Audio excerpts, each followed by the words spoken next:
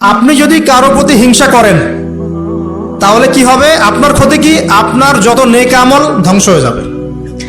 হিংসা সেভাবে নেক আমলকে পুড়িয়ে দেয় যেমন করে আগুন কাঠকে পুড়িয়ে দেয়। হাদিস শুনেছেন হাদিসটা? হিংসা সেভাবে নেক আমলকে পুড়িয়ে দেয় যেভাবে আগুন কাকে পুড়িয়ে দেয়? কাঠকে। আগুন কাঠে আগুন ধরিয়ে দেন, কাঠ বাকি থাকে, কয়লা ছাই হয়ে যাবে। ঠিক একইভাবে আমল নামের নেকি সব ছাই হয়ে যাবে।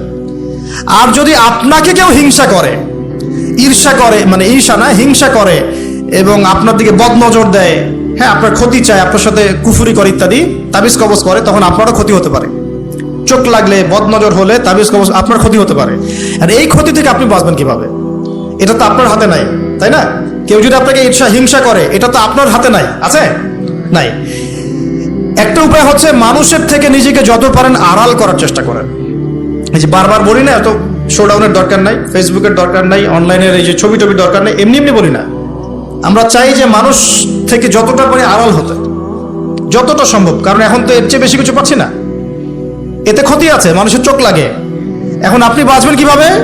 প্রতিদিন সূরা ফালাক, সূরা নাস, ইখলাস সকাল সন্ধ্যা 3 বেলা করে, সকাল সন্ধ্যা 3 বার করে সূরা ফালাক, সূরা নাস, সূরা ইখলাস। প্রত্যেক নামাজের পর আয়াতুল কুরসি, ঘুমানোর আগে আয়াতুল কুরসি, সূরা বাকারার শেষের আয়াত, সূরা মুলক।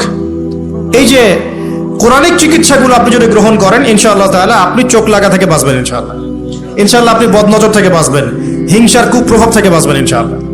তো এগুলো কিন্তু হেলা কথা বলছি না, এটা এত মারাত্মক। নবী সাল্লাল্লাহু আলাইহি ওয়াসাল্লাম বলেছেন যে চোখ লাগা বদনজরগুলো এত মারাত্মক যে একটা জীবন্ত উটকে রান্নার পাত্রে নিয়ে আসতে পারে। এত ডেঞ্জারাস, এত ডেঞ্জারাস।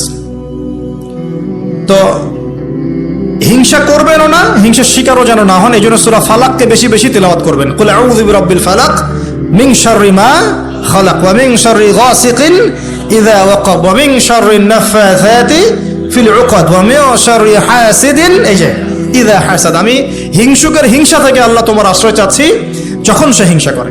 পারবেন ইনশাআল্লাহ? আর কি করা যাবে না? আল্লাহর নূর মারিফত পেতে হলে অহংকার করা যাবে না। কি যাবে না? আল্লাহ পাক সব পছন্দ করলে অহংকার পছন্দ করবেন না। আল্লাহ পাক অহংকার পছন্দ করবেন। আল্লাহ পাক অনেক পাপ মাফ করে দিতে পারেন। অহংকার আল্লাহ পাক খুব কঠিন ভাবে ধরেন। আল্লাহ পাক খুব কঠিন ভাবে অহংকারীকে আল্লাহ পাক কখনোই পৃথিবীতে টিকতে দেন নাই।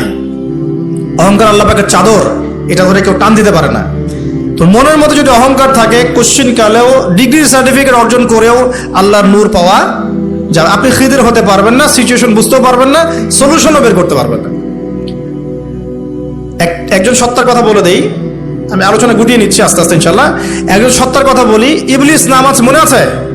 ইবলিস, সে কি আল্লাহর একজন আবেদ ছিল না? ইবাদত করে নাই? তার জ্ঞান ছিল না? প্রচন্ড জ্ঞানী ছিল, আল্লাহ পাকের প্রচুর ইবাদত করেছে। কেন জাহান্নামী হলো? কি কারণে জাহান্নামী হলো? দেখেন, সে আল্লাহ পাকের আদেশকে লঙ্ঘন করেছে, সেজদা করে নাই। এই তো আদম আলাইহিস সালামও তো গাছের কাছে চলে গিয়েছেন। তাহলে আদম আলাইহিস সালামও তো গাছের কাছে গিয়েছেন, আল্লাহ পাকের হুকুমটা লঙ্ঘন হয়ে গেল না? ইবলিসও তো লঙ্ঘন করেছে। তাহলে উভয়ের মাঝে কি পার্থক্য? পার্থক্যটা হচ্ছে আদম আলাইহিস সালাম ভুল করে তওবা করে ফিরে এসেছেন, অহংকার করেন নাই। করেছেন? পক্ষান্তরে ইবলিস ভুল করেও তার উপর অটল থেকেছে। সে বলেছে খলাকতানি মিন নার ওয়া খলাকতাহু মিন তিন। আল্লাহ, আপনি যে আমাকে বলছেন আদমকে সিজদা করতে, আপনি ভুল, আমি সঠিক। নাউযুবিল্লাহ। এই যে আবা ওয়াস্তাকবার, সে উদ্ধত হলো, অহংকার প্রদর্শন করলো, এই একটা কারণেই আল্লাহ পাক কি করেছেন? তাকে চিরস্থায়ী জাহান্নামে দিয়েছেন। কথা কি বুঝতে পারছেন? অতএব অহংকার থাকলে আল্লাহর নূর পাওয়া যাবে না। ইবলিসের ইবাদত ছিল, টিকতে পারে নাই। ওর কিন্তু ইলম ছিল।